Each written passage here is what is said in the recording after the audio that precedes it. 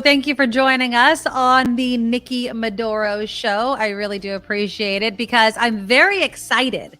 We have a great show coming up because the one and only John Rothmann is making his first of what I hope to be many regular appearances on the Nikki Medoro show. What? John Rothmann? John Rothmann, what? All right, but first let's get rid of the business aspect of the show. Please click the thumbs up to support the show. It's right underneath the screen right there. It's really, really easy. It helps YouTube. It helps us. It keeps the whole thing going. We really do love it. And go to our website, thenikkimedoroshow.com. There you will find links to our Patreon. If you want to become a monthly subscriber, we would really, truly appreciate it. It's the only way we're making money right now. And so if you want to become a monthly subscriber, it helps us know how much money we're bringing in. So again, it's thenikkimedoroshow.com. Support our exclusive founding sponsor, Steve Moskowitz, 888 Tax Deal, MoskowitzLLP.com. Steve has been here from the very beginning. Huge supporter, exclusive founder of the show. Hopefully he'll be coming on in just a moment. And if you want to also support us, please support Steve Moskowitz. Go to him because I know many of you are like me, like Kim, have nightmares about tax problems. I have accounting issues. I'm not a math whiz. I don't even want to think about it. I just want to think about the show. If you want to sleep the sleep of the innocent or just not worrying about tax problems, give Steve a call as well. Our PayPal is up and running, thenikkimedoroShow@gmail.com. And of course, you can buy some merchandise at thenikkimedoroshop.com. So those are all the ways that you can support our show, and we really do appreciate it. But there is no time like the present than to see a face I have not seen since the dark day at Station X. And that is Mr. John Rothmann himself. You have to unmute yourself, my friend. Unmute yourself. There you go. Little microphone right there. Oh, John Rothmann muted. That'll never do. I know. I don't think a John Rothmann muted can go in the same sentence together. Let's see. So next to the three dots, you'll see a microphone. There you go. Oh, John, I'm so happy to see your face. May I say it's my pleasure, and I am especially glad to be with Kim as well. Yeah. So anything you want, I am always your servant. I love it. Now, of course, I mean, you are the guy with politics, political history. When I called you this morning, I said, I want to talk about Kamala Harris. There's been a number of articles about how she's, for lack of a better word, disappointing as the first female vice president. But first, because when tonight, because this is airing on Tuesday, tonight is President Biden's State of the Union address. Actually, tomorrow night. Well, yeah, but we're airing this tomorrow. So you're airing it tomorrow. Yes, we're recording this so we can air it tomorrow because I'm taking my daughter to the doctor. Yes. To err is human. Ah, there we go. I love it. See, you're just the king of puns too. So, okay. So tonight, when people are airing this, is President Biden's State of the Union address. I was just looking at an article. Now, it was an op-ed, but it said, please just skip it. You're not going to hear anything that you want to hear in the State of the Union. So first off, I want your take on what you think President Biden needs to focus on during this State of the Union address. His accomplishments. He has a remarkable record. I would say this is the most remarkable record by an American president in terms of legislation passed and signed by the president in many, many years. So he'll do that. I think he'll also have to address China because that is clearly an issue which is of great concern to the nation. So I would say, and then he's going to outline his agenda for the next year. And remember, the most interesting thing will be who's sitting behind him, the Speaker of the House. And remember that the House of Representatives may tomorrow, we don't know for sure because the legislation hasn't been introduced yet, a bill may be introduced by the Republicans, frankly saying that Joe Biden handled the whole China thing badly. And if that is introduced, does he respond to it or does he just give his State of the Union? One other quick point, because I know we're going to talk about Kamala. She will be sitting directly behind the president, which is the role of the vice president. And I can't wait to talk about that. All right. One of the things that President Biden, a story just came out saying the shooting down of this Chinese spy balloon will not change the State of the Union speech at all. Do you think that's true? He said that. Yeah. He said that today. He said it as the helicopter landed, as he returned to the White House from his time at Camp David. Who knows what he will decide? Remember, it's 24 hours away.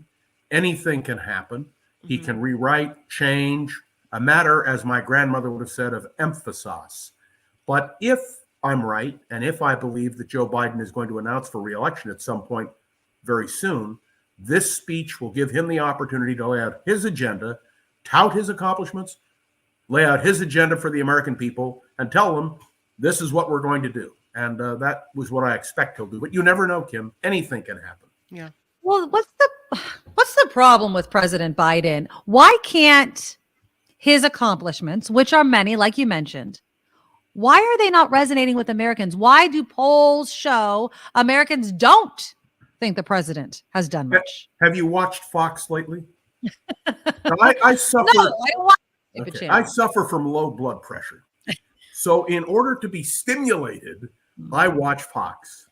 There is not a broadcast in which he is not slammed, in which the name of Hunter Biden is not invoked, in which, well, I listened today, it was a choice between Journey to the Center of the Earth or watching Fox News or CNN. And the simple truth is there is nothing that Joe Biden can do that will satisfy Fox. By the way, I said Fox News. I apologize. It's an oxymoron. Exactly. Because it's not a news station. It is straight. Now, you can make the same criticism, if you will, of MSNBC or CNN. And it's true to a degree. We don't have neutral news anymore. So my answer is, when you have a majority of the American people getting their news and information from right-wing sources, and I include in that radio, because I listen to Mark Levin, I listen to Sean Hannity, I listen to them on the radio. You just like to torture yourself, my friend. No, let me put it this way. I believe the only way to understand the arguments is to listen to them. And once you hear them, then you have the ability to respond. So I know, and I knew when the balloon issue arose, that even if the balloon were brought down, even if it were brought down successfully, even if the parts of the balloon were retrieved as they could be from the bottom of the sea, only 47 feet deep, I'm told, because our military was sharp enough to do that, that the right-wing pundits and Fox wouldn't give Joe Biden any credit at all. Now, let me be clear about this. He gave an order, as we understand it, to shoot down the balloon.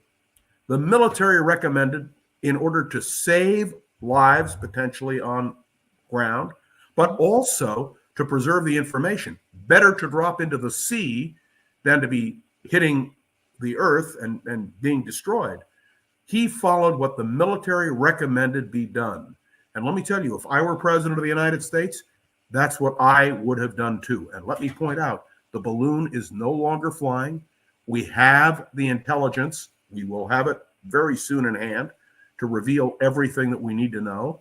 And that is the real point of all of this. I heard, and I don't know if it was in your news, Kim, that there was other Chinese weather balloons during former President Trump's presidency. I was actually going to ask John Rothmann about this. 3 during Trump's administration, and Trump has come out and said, I was never even told about it. Yeah. What does that say? Like, did they know he was so incompetent they didn't even mention it? No, I think it's either selective memory or, remember, with all news channels, even if you're president of the United States, what intelligence officers presume to present to you. The president is not all-knowing, but I can tell you that when Mark Esper, who was the Secretary of Defense, said he was not aware, and my understanding, at least at this point, is that our former Secretary of State, Mike Pompeo, says he was unaware. If that were true, there is something seriously wrong with the delivery of intelligence information to the president. Yeah. Let's be clear. Harry Truman said it. The buck stops here, meaning in the Oval Office. A president cannot make a decision unless that president has all the facts in front of him, or, as we'll talk about Kamala Harris in a moment, her. So if there was a failure during the Trump administration, the question you have to ask, and many of the memoirs by people around Donald Trump said, we didn't want to give him bad news. We didn't want to make it more complicated. And that also is something that you have to understand. Getting it off the bark, knowing what's really happening, you have to be able to absorb all kinds of information. Could Donald Trump do that? And was the Trump administration negligent? But wait, there's a political angle. Have you heard the Republicans say a single thing about that? No. I don't even have to ask the question. You know the answer. So, I mean, it's a very difficult situation. But Joe Biden. What does it say though about Joe Biden that he knew immediately? Did he know just because there were pictures of it all over the media, or did he know because his people came and told him, "Hey, the Chinese have sent a spy satellite balloon over us, or we need to deal with it." A balloon Rather. But I mean, did they tell him because they thought he could handle it? No, but they told him before. Not tell Trump because they thought he couldn't.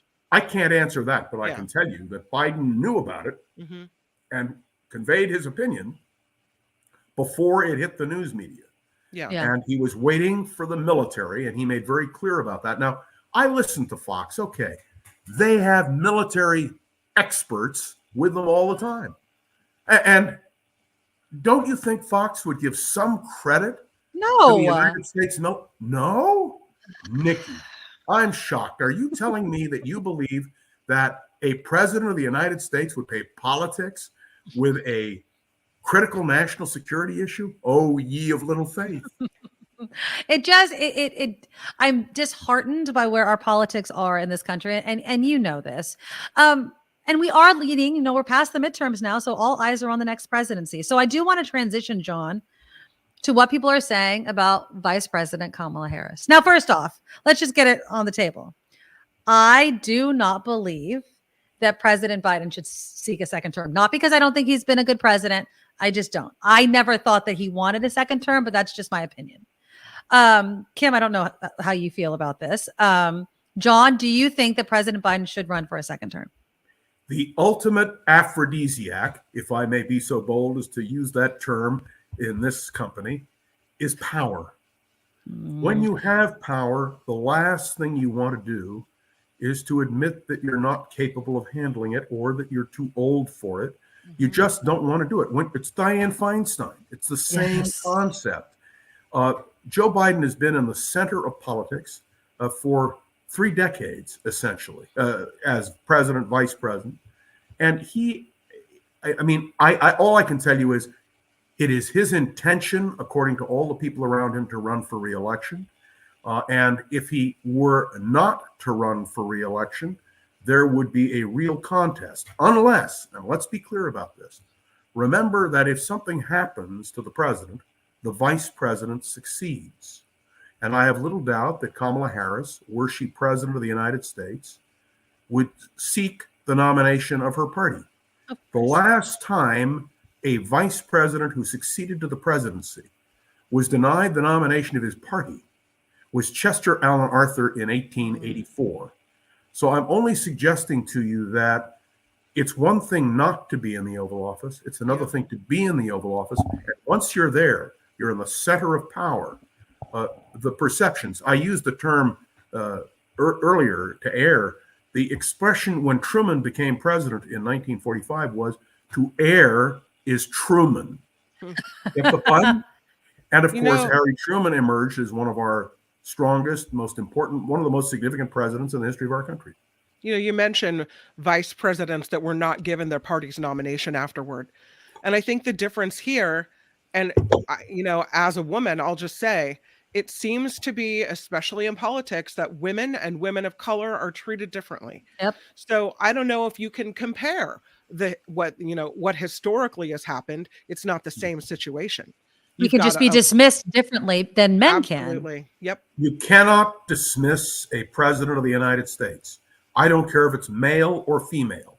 Once you have your hands on the levers of power, you are a force to be reckoned with. So who would challenge a Kamala Harris? I want you to think about this for a moment. I don't think there is an incumbent Democrat in the United States Senate or House of Representatives or governor who would challenge the incumbent if she were to become the incumbent president. I could be wrong. Remember, you have had challenges. Eugene McCarthy and Bobby Kennedy challenged Lyndon Johnson. I would remind you, Ronald Reagan challenged chose to challenge Gerald Ford. So it does happen, but I don't see it on the horizon. And let me also tell you that Gavin Newsom has already pledged to support the candidacy of Joe Biden were he to run for re-election. And I think he would do the same thing in the case of Kamala Harris. Okay, so if Joe Biden shocks the world and says, you know what, I'm not going to seek re-election, but I'm going to throw my support behind Kamala Harris. Not that she's going to step into the role. He's going to finish his term. Do you think that she is the right person and can beat whoever the Republican put up? Because she doesn't, and it could be sexist, it could be whatever. It could be because she's a woman and a woman of color. But can she beat a Republican? That's what I worry about, John. Okay. I mean, it's throwing your power behind it, but can you win? I'm going to answer the question based on my own experience with Kamala. It was my talk show, which was the first time she was ever on the radio. Oh, That was before she was a candidate for any political office. I have known her pretty well all the time she's been in office. Frankly, nobody thought she could beat Terrence Hallinan when she ran for district attorney, and she wiped him out. There were real questions when she ran for Attorney General of California, whether she could win or not. She was decisively reelected to the United States Senate. I don't underestimate a person who has that kind of experience. And is she dismissed because she's a woman? I don't think so. I think that the people who are piling on her, and again, I refer you to Fox, every single night there is some slam at Kamala Harris. Yeah. And so my attitude is, once she's in the kitchen, if she becomes president, she will be the force to be dealt with. Now, you asked another question, and the question is, what happens if Joe Biden announces he won't run and he endorses Kamala Harris? It's a very interesting question.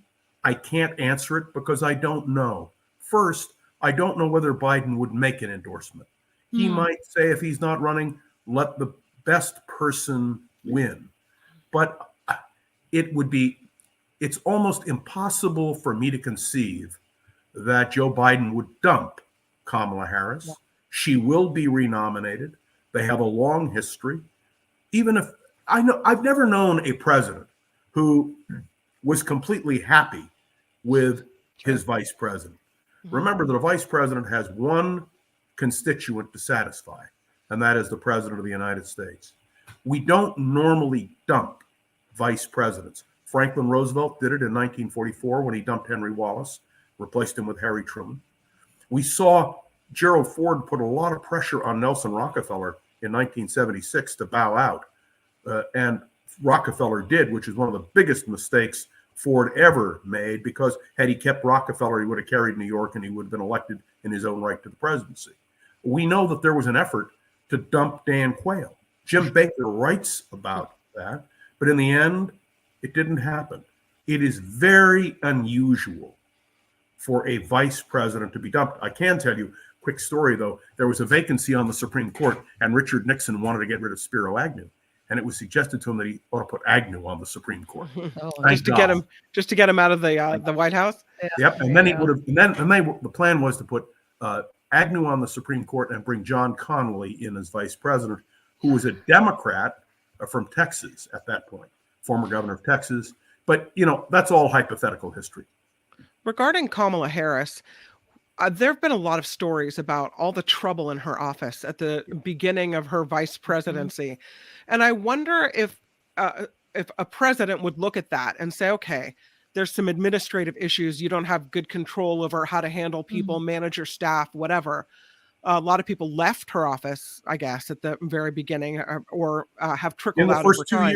In the first 2 years. And so I wonder if that becomes an issue not only for President Biden, but then a target issue for Republicans looking at her candidacy as well. Well, you could, except, do you remember the big turnover in Donald Trump's administration? Yeah, but we won't talk about that. That doesn't matter. I've been a chief of staff to a member of the California State Senate. I've had the opportunity to work with a number of key political figures. Staff turnover is not unusual, and it's not easy to judge a member of a staff is a staff. It's not an elected official. And Right. so it's a very complex problem. Does she have management problems? I knew that when she was district attorney. I knew that when she was attorney general. This is not new. But then again, if you stop and you reflect, and we normally don't know the inner workings of offices, it's not unusual for there to be large staff turnover. And remember, go ahead, but if you've served on the staff of the vice president or the president and you want to go into a business somewhere, you've got a clear track by and large. But do you think that maybe some of the stories and criticisms that Fox News or some, newspapers are getting, that there is any truth to the fact that Kamala Harris, there might be administrative issues, but that she's not rising to the demands of the vice presidency? And I will say this, to a bar that no other male vice president has had to meet, because I think that when we saw Kamala Harris become the first female vice president, we can't say that that word female doesn't matter. It does. And so I think there's some people saying, we want you to be the face of women's rights issues, abortion rights, which on one hand she has, but is she resonating enough? Winning, positions in California is one thing, John. Winning it across the nation is a completely different beast. You remember a man by the name of George Herbert Walker Bush? Yes. You remember a national magazine which had his picture on the cover, and you know what the subtitle was? The Wimp Factor. And I want you to know that he won the nomination. He went on to win the presidency. So I understand all the speculation, all of the comments, all of the negatives, but I have to believe something. I have to believe that if you become president of the United States, you are transformed in the eyes of coverage, in the eyes of the American people. I don't think it matters whether it is a man or a woman. If I called Kamala Harris a wimp, you might say it's sexist, but that was what George H.W. Bush was called. So I try to think. I can't predict the future. I mean, Nikki, I'm doing political analysis for years. I can't predict the future, but I can tell you tomorrow night she will be seated behind, as this broadcast will come out tomorrow, the President of the United States. She is the vice president. If something happens to Joe Biden, she will be the president. And let me tell you what happens when a vice president succeeds to the presidency. Everyone unites around that individual because the burdens of the presidency are crushing. And so no one, I hope, will wish her ill. And she'll be given a chance. She will be renominated. Let me just quickly point out, there is a relationship between Kamala Harris and Joe Biden. President Biden's late son, Beau, who was Attorney General of Delaware and would have gone on to a stellar political career himself had he not died of a brain tumor. They were good friends. Yeah. And one of the things that Joe Biden appreciates is that kind of loyalty and friendship.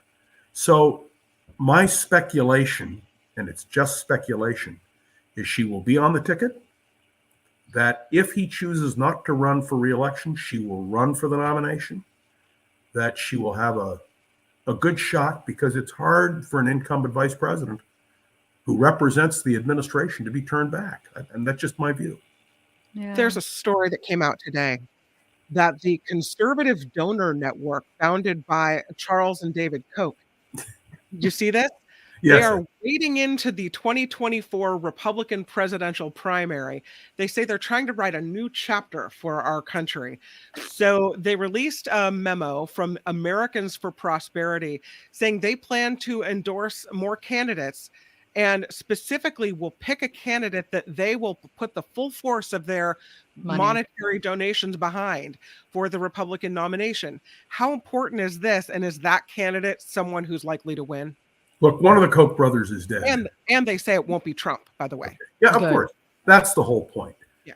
Donald Trump has been losing support. He has tremendous legal problems that he's going to encounter. He could have been indicted, we're told now, by one of the former members of the Manhattan DA's office. They chose not to do it for a whole host of reasons, but the investigation continues. If I were Donald Trump, with all the legal problems that he encounters, it's a problem. Now, why then would he run? He would run, first of all, because when you're running, you can make waves. If you're not running, you don't have those waves. Number two, you can raise money when you're a candidate. And I would point out he has not been doing very well on the fundraising point. Not. Donald Trump's strength is that I would say 40% of the Republican Party will vote for him automatically. So this is not rocket science. If there are 10 candidates in the primary and he can nail down 25% of the vote in each primary, he'll pick up delegates to the convention. That's his goal. He's already attacking Ron DeSantis, who is a leading potential opponent. He's already attacking any Republican who might be a potential candidate. Those who indicate any suggestion they might run are automatically disloyal. So I don't think Donald Trump is not a factor. There's another issue here. Donald Trump will not commit to support whoever the Republican Party nominates for president. And let me tell you, the other potential candidates, Nikki Haley, Ron DeSantis, Governor Sununu, have all said, yes, we'll support whoever the Republican candidate is. It would not surprise me if Donald Trump decided to launch a third party. You know, Yeah, but that's not going to last. Well, no, third parties that are built around individuals don't last. All right, trivia question. Who was the last third party candidate to be elected president of the United States? Oh, no, don't answer. I don't want to embarrass anybody. It was Abraham Lincoln in 1860 who had the Republican nomination. The Democratic Party split into three parts, and John Breckinridge, Stephen Douglas, and John Bell, all of whom were nationally known figures. And Lincoln was able to win with, my recollection is, about 42% of the vote. So the point I'm making to you is a third party by Donald Trump would doom the Republicans. Now, let me ask myself a question and then see whether you agree with me. So let's assume for a minute that Joe Biden doesn't run. And let's just pretend for a moment that Kamala Harris doesn't have the legs to win. Who would be the logical Democratic candidate for president? And the answer is Gavin Newsom. No, the country's not going to elect Gavin Newsom president. Well, all I can tell you, didn't ask me who they were going to elect. You asked me, I asked myself the question, who would be one of the people who would run? The other people, like Elizabeth Warren, who is 73 or 74 years old, I don't think she has a chance. Bernie Sanders, not a chance. What about Pete Buttigieg? Okay, now I happen to like Pete, and my wife likes Pete. Yeah, I like him too. Will the country embrace him? And he's in an impossible situation because a cabinet officer running for president, you know, the last time that happened? The last time a cabinet officer was elected to the presidency was Herbert Hoover, who had been Secretary of Commerce under Calvin Coolidge and Warren Harding. So I think he might run, but the Democrats have a lot of up-and-coming people who are very good. I have to tell you, Amy Klobuchar of Minnesota is one of the most impressive people I have heard on the political horizon. She seems to have recovered fully from her bout of cancer, which is good news. Yeah. So, there are real possibilities. But I wouldn't hold my breath because I think Joe Biden, if he's breathing, he is going to run for re-election. I disagree. We'll bet on this because anybody that doesn't remember, John Rothmann failed me. When Trump was elected president. Told me on air over and over, I can still see your face. Don't worry, Nikki. You know what would have to happen? Do you know what would have to happen for Trump to win? I go, I don't know. It's looking scary. John kept telling me. So I'll never forgive you for that, John. I've told you this many times. But I'm clearly not perfect as an analyst.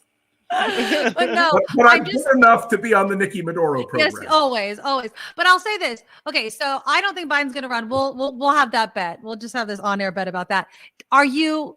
Does Ron DeSantis scare you more than Donald Trump does as a president?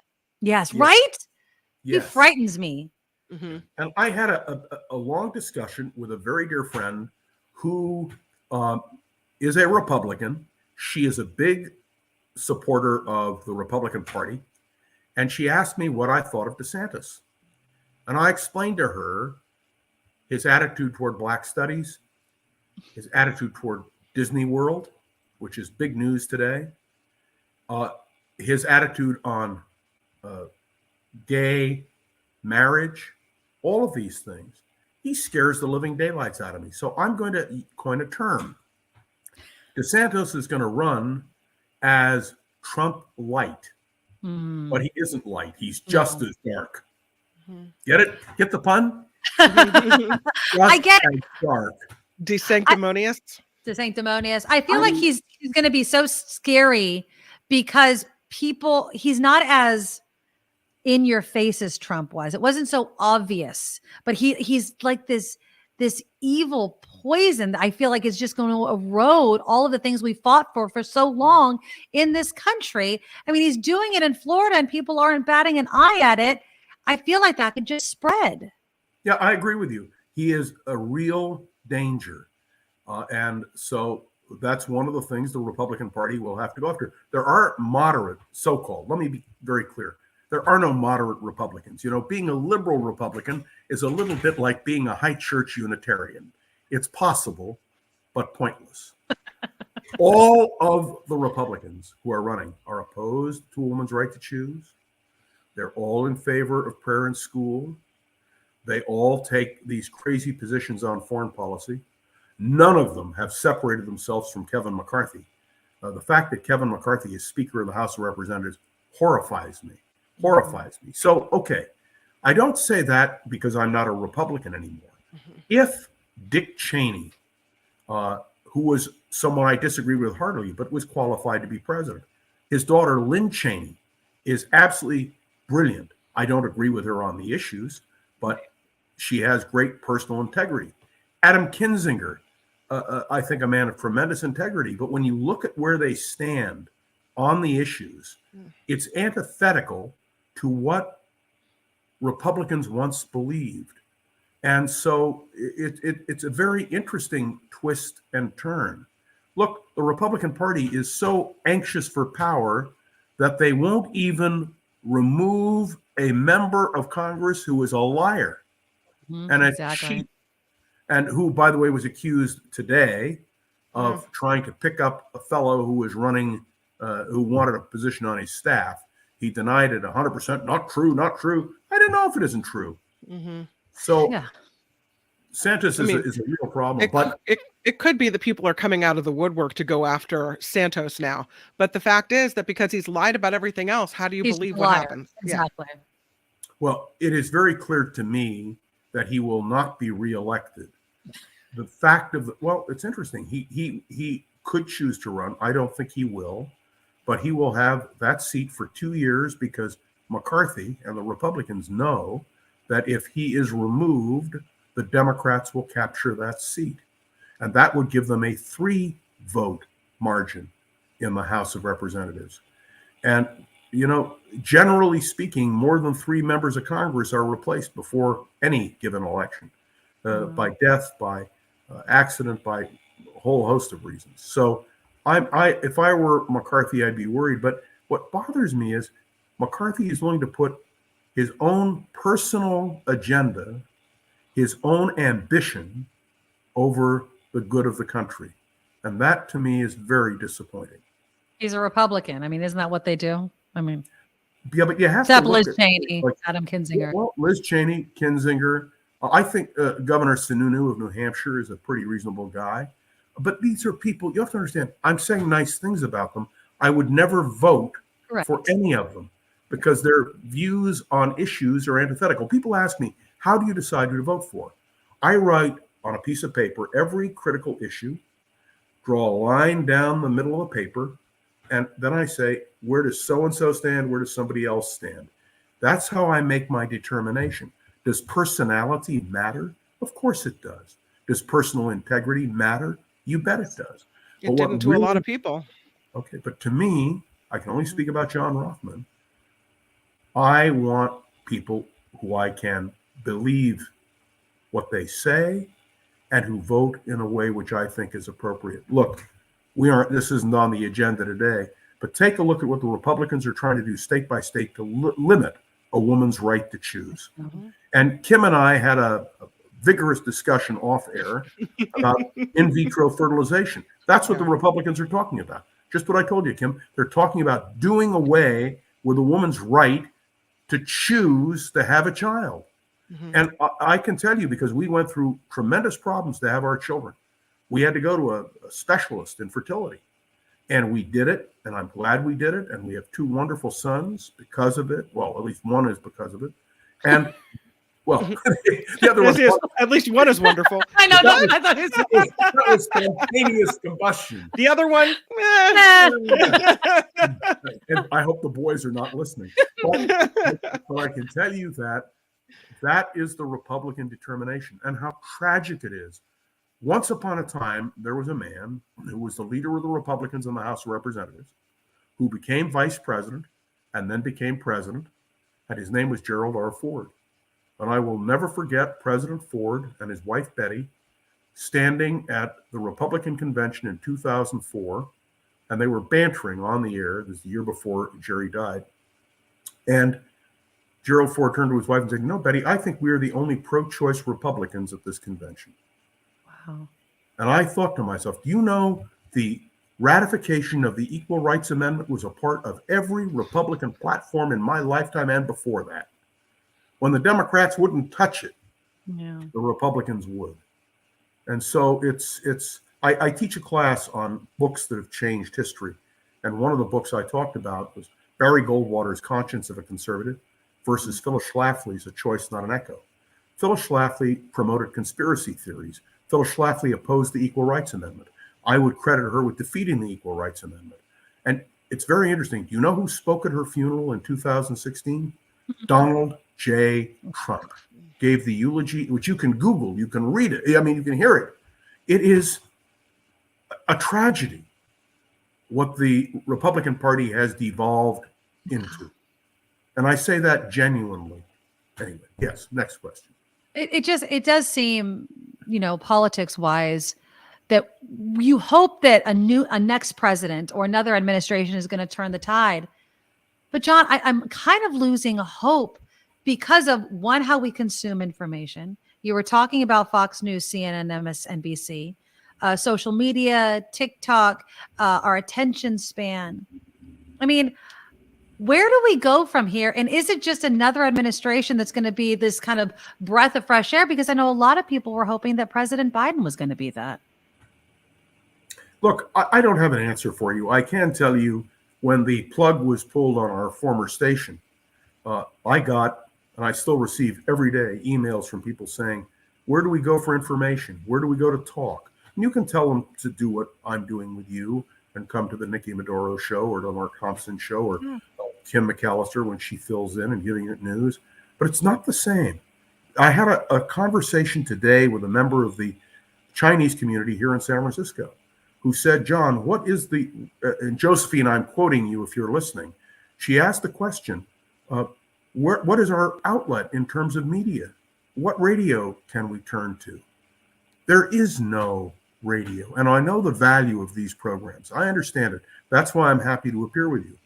But I know as well that in the middle of the night, I don't flip on my computer.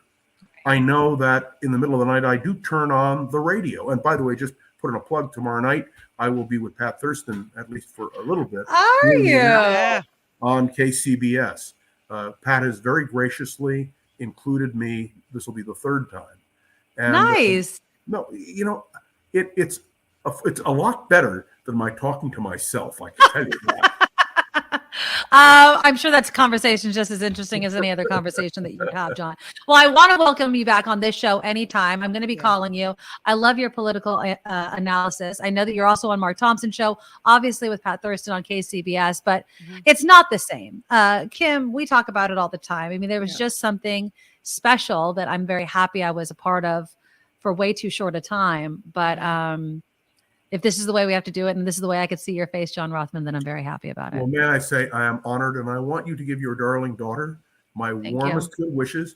Tell her we are glad. You listen, between the two daughters here, because this is quite. There's a picture in some archive of the two young women embracing. Mhm. And I think we should post that as inspiration for the future. I refuse to give up. I always believe things are going to get better, and I'm sure they will. But I want to thank you very much for Of course. having me on your podcast. A pleasure. Oh, thank you. Thank you to John Rothman. Thank you so much. And we'll have you back on real soon. Thanks, John. Thanks for being here. My Thank you. pleasure. Bye. Love Yeah, you, love he's you, the love best. you. I know. So the one and only John Rothman. I mean, come on, people. Yeah. I'm so happy that I got him on my show. Mark, like, he gets all of them. And I'm like, he got John. I'm like, I need to get John on my show. No, I don't think you can say that John is a one show guy. No. He'll be there for all of us. He is. I know. Yeah. I call him and he's like, when do you need me? He's like, Yeah. I was just, Isn't and it's that so funny. He answers the phone and it's just like that voice. And I was like, is this John Rothman? And he's like, it is. And I was like, this is Nikki Medoro. So yeah, I'm really stoked. We'll get him back on regularly. And Yeah. and thank you for coming on. Again, we're recording this on Monday, but this is airing on Tuesday. My daughter is getting an infusion. So, and I will be back live on Wednesday when we can recap all of this. And of course, I go through the live stream and everything to see all of your comments. But, you know, we'll have to see how he sounds. I think President Biden also gets a lot of, you know, criticism for the way he talks, and it's really unfair. So we'll see what the State of the Union holds. Again, Kamala Harris sitting right behind him as vice president. So I'm sure we'll get plenty of comments about that as well. Go ahead. I was just going to say, one of the things I was reading, I didn't get to ask John Rothman about it, but the next 2024, the election, presidential election, supposedly is going to have the fewest number of candidates that we've seen in quite a while. For I don't know why, but there's not expected to be quite as many choices for us to have. Ooh, I wonder if people are just scared, right? So on the Democratic side, not going up against Biden or Harris, right? Mhm. On the Republican side, do you want to take on Trump, who's already announced his candidacy, or throw your support behind DeSantis? Because I know if I was a Republican, I'd be like, look, let DeSantis take on that beast. Yeah. I don't need any of that nonsense. I'll just wait my turn until Trump goes away. Right. I don't even know if Trump's going to really run. I mean, technically he's running, but if he doesn't get the nomination, obviously it's ended there. But I'm not looking forward.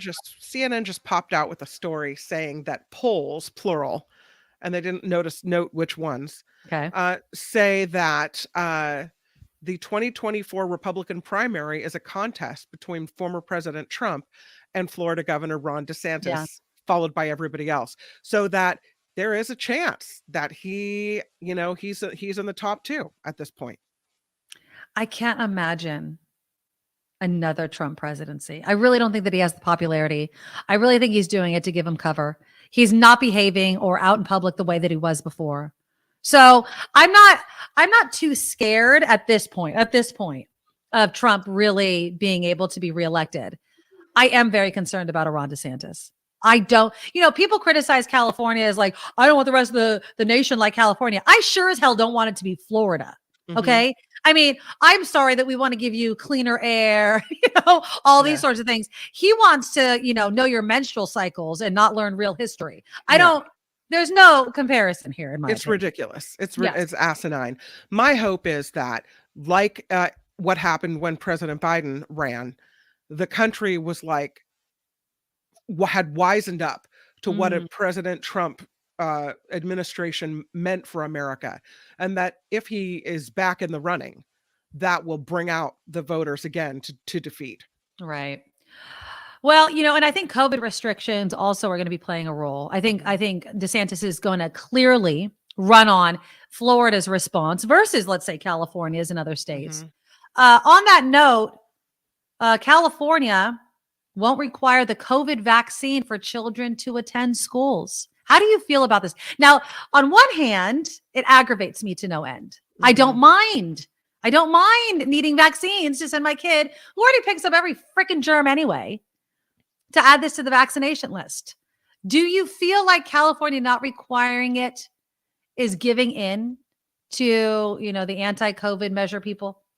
I think it is a horrible situation. Now, I don't think the flu vaccine is on the list either.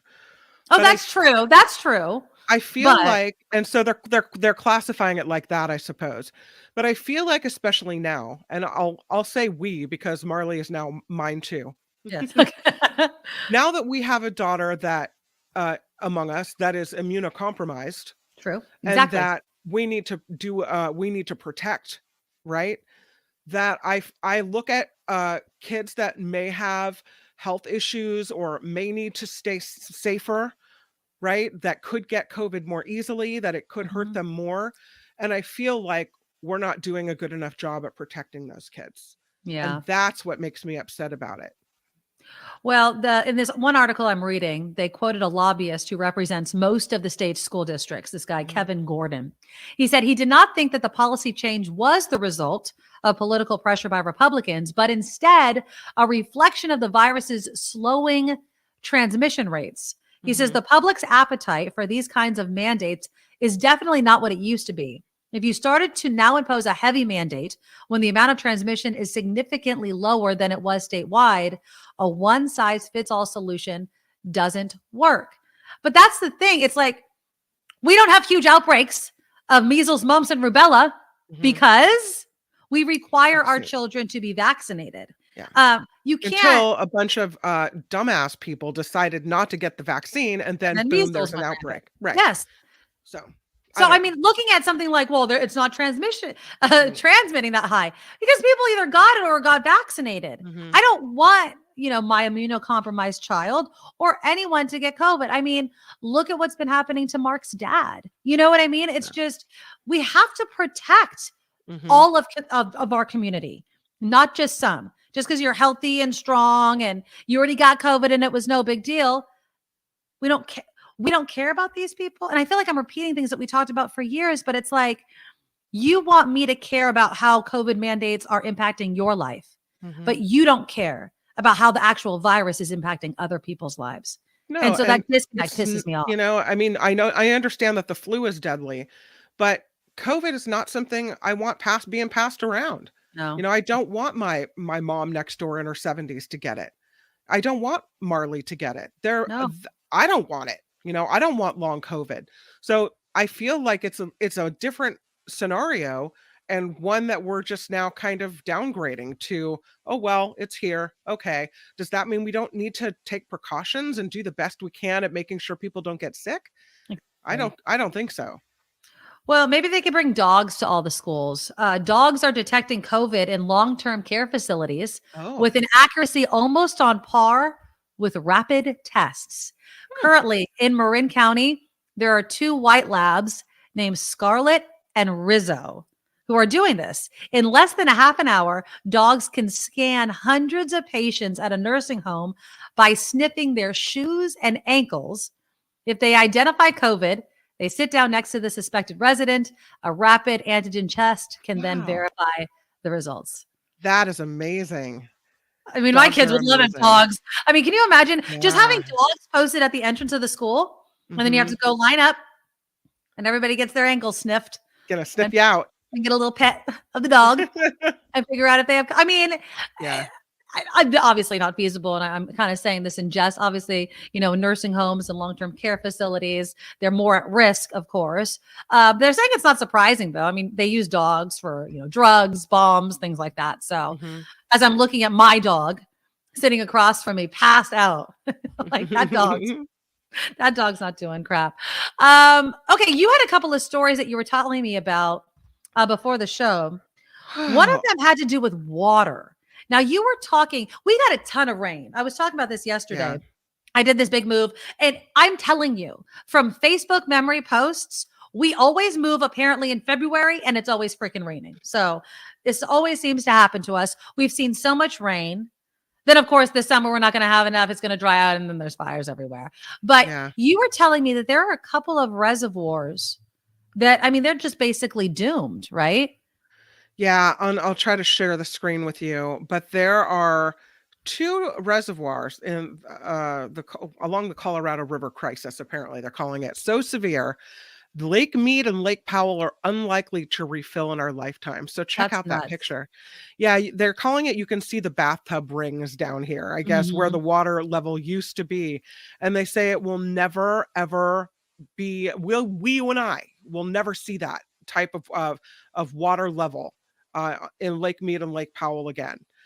They say apparently that this situation really is going to hit Southern California Oh yeah. in a more difficult way, because the Colorado River Basin is an essential supply Mhm. for the people in Southern California using the water there. And according to a climate scientist, Brad Udall at Colorado State University, he says the quote is, "To think that these things would ever refill requires some type of leap of faith that I just don't have." Wow. So yeah, I guess Lake Mead at the Arizona-Nevada border, held back by Hoover Dam in the 1980s, 90s, and 2000, was nearly full and lapping at the spillway gates.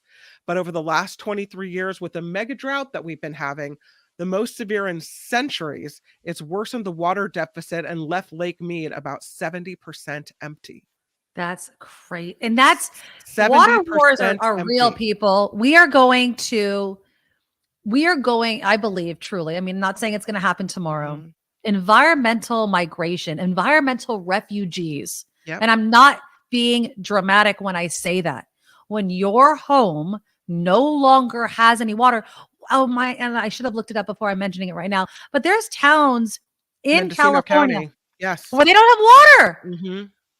They Yeah. don't have, they got to truck it in or do some sort of nonsense. And what do you do when the state is burning and there's no water? What do? You Yeah, go somewhere with water, right? exactly. By the way, as we talked about Lake Mead being only 70% being 70% empty, Lake Powell is 23% of full capacity. It's Mm, approaching a point where they have a dam called the Glen Canyon Dam that generates power. They're approaching a point where it can't make power anymore. because it It's doesn't have done. the water. Yeah. That's right. Wow. And But that climate is change isn't real, people. No, it's not real at it's all. true. And that's even with all the snowpack in the Rocky Mountains above average, that people in the Colorado River Basin will need to plan for low reservoir levels for years to come. Yeah. And I don't know what we do with this. I mean, we really do need to work on storage. It is number one thing that we didn't need to do. We need to work with our environmentalists. We need to figure out a way now. I understand why people like Greta Thunberg are like, what the hell is wrong with you people? Do you not listen to the experts? Because at some point, Kim, our children or our grandchildren may look at us and say, why? Why didn't you do anything? And I'm not saying that I'm innocent and not doing, harm to the planet and leaving a negative mark on it, right? But it just seems that at the federal and state level, we need to be moving more quickly. When people bitch and moan about, trying to, let's just say, gas stoves, right? No, I love my gas stove, but not paying attention to the emissions, right? Mhm. And not paying attention to what it's doing to our health. It just begs the question of, does catastrophe have to happen for us to change our behavior? And sadly, I think it's yes. I just think we have to be feeling it directly, or we just won't believe it's happening. We just won't believe it'll happen. And it's sad. It's awful. It's just really terrible. Yeah, I'm running out of time because we have to keep this under an hour, just like 59:50 to air on StreamYard. I do appreciate everybody still tuning in. This is a recorded broadcast because I'm off with my daughter right now, but we'll be back on Wednesday. But I do have a couple of minutes, so I'm going to lighten things up. I guess you could say it's lightening up, but just something completely different. Prince Harry, his book Spare. We talked about it a lot. Yeah. Okay. Apparently, there is a part in Spare where he talks about the woman who took his virginity. Okay. She right now is a 40-year-old digger driver. I'm not quite sure what a digger driver is. I guess like a dump truck or a scooper, like a digger. Yeah. like they lift the soil out and dump it somewhere else and a digger driver. Yeah, grave digger. I don't know if it's a grave digger. You dig dirt. Okay. So she's a 40-year-old digger driver. Her name is Sasha Wapoli. She's a mother of two. She says Prince Harry could have warned her that he was going to describe the 5-minute wham bam liaison in his memoir. Oh. She said she found out he had described the inglorious episode moment via a WhatsApp message from a friend, which left her reeling after she kept it a secret for 21 years. So she didn't tell anybody. She's like, you know what? Yeah, I may have taken Prince Harry's virginity, but I'm not gonna say anything to anybody. She says, I don't know why he went into such detail. He could have just said he lost his virginity and left it at that. But he described how it happened. And Kim, it happened in a field behind a pub. Now, does that surprise you? How very unroyal. Yes. I mean, I just feel like you're Prince Harry, and he's always been Prince Harry. You couldn't find a room, like you couldn't find anybody. A friend of the Duke's told the Telegraph he had not included any identifiable details about his former friend in the book. I guess that was the friend that he was WhatsApping. Ms. Wapoli said she never would have spoken about it if the Duke had not exposed her, adding, he has brought it to my door by writing about it. It's his story. He's entitled to write what he wants. He didn't name me, but people who were there that night or simply part of his social circle would be able to work it out that it was me. I guess and that's the ultimate kissing and telling, right? I mean, you don't want to do anything like that. People don't need to know how you lost your virginity.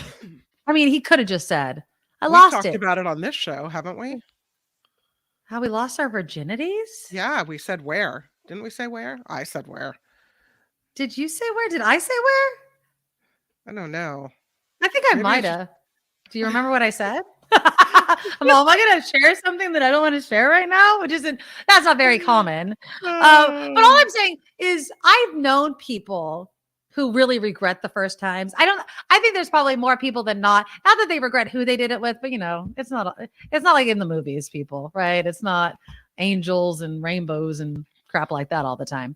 But to say like in detail where in a field behind a pub evokes, pretty lackadaisical opinion about the whole thing. Is that her on the left? So this is her over here with I'm circling her head with my. Oh, okay. Thank you. This is Sasha Walpole. What's her name? Okay, yeah. Yeah, she's kind of cute. Second from the left, and there's Prince Harry. With his fluffy head. Yeah. He looks so young, doesn't he? So I guess, I mean, I guess if you just want to lose it. She's just a couple years older than him. She's not completely older. Yeah, exactly. She's 40 now. She wasn't 40 then, which would be a totally different type of story, right? Yeah, exactly. But you guys can tell us in the chat. Maybe we'll go back or we'll talk about this. Does the location of where you lose your virginity matter? Remember, we were talking yesterday about where you propose. What about where you lose it for the very first time? We'll talk about that. Now, again, a big thank you to John Rothmann for coming on our show. Please click the thumbs up button to show support of the show. Donate to our Patreon. We really appreciate it, and we need it. We need these monthly donations to keep the show going. We just do. If you'd like to support us being a monthly Patreon subscriber, TheNikkiMedoroShow.com is where you do that. Also, you can use PayPal. The email is TheNikkiMedoroShow@gmail.com. You can also buy some merchandise, advertise for us while you're out and about. AirPods, hoodies, t-shirts, coffee cups, tumblers, TheNikkiMedoroShop.com. Watch and support our exclusive founding sponsor as well, Steve Moskowitz, 888 Tax Deal Moskowitz, LLP.com. 888 Tax Deal Moskowitz, LLP.com. I'm going to be using him for accounting services for this show. I literally, he's not exaggerating, have stayed up worrying about taxes. You don't need to do that. Give him a call, 888 Tax Deal. And we will talk again tomorrow. Thank you to everybody that tuned in, and take it away, Jacob. Nikki, you're all so awesome. You're proud, like a beautiful blossom. You're also the best. I really can't rest. You're all so awesome. Wow. Okay.